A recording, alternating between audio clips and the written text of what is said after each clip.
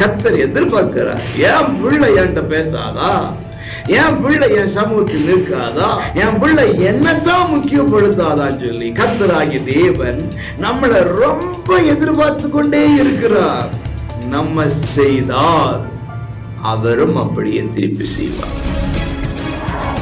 பிரியமான அன்பு உறவுகளே, இயேசுவின் நாமத்திலே மனதார வாழ்த்துகிறேன். ஏசப்பா உங்களை ஆசீர்வதிப்பாராக.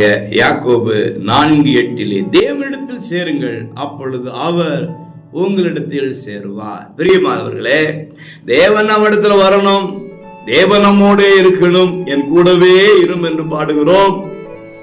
அடிகள் தோறும் வைக்கும் நொடிகள் எல்லாம் என் கூடவே கூடவே இருங்கன்னு சொல்லி பாடுகிறோம். அவரை நாம் எப்பொழுது வாழ்க்கையில் கொண்டிருக்கிறவர்களாக விரும்புகிறோம்.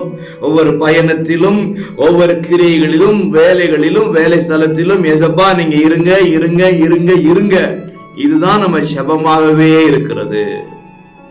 நல்லதுதானே?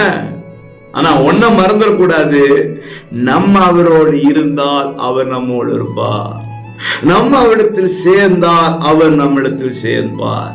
நம்ம அவரிடத்தில் பேசினால் அவர் நம்மிடத்தில் பேசுவார். நம்ம அவரோடு ஐக்கியப்பட்டால் அவர் நம்மோடு ஐக்கியப்படுவார். அவரை பிரியப்படுத்தணும், நம்ம பிரியப்படுத்துவார். அவரிடத்தில் சேரும் போது அவர் நம்மிடத்தில் சேருவார்.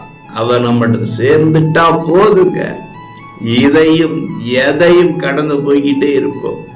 என்ன வந்தாலும் தூசிய போல உதறிவிட்டு அவரோடு நடக்க ஆரம்பித்து விடுவோம். ஆகவே இன்றைக்கு அவரோடுள்ள உறவில் ஒரு படி மேல போய் ஐக்கியப்படுவோம், சேருவோம். அவரும் நம்மிடத்தில் சேர்ந்து நமக்கான அத்தனையும் பார்த்து கொள்வார். God bless you.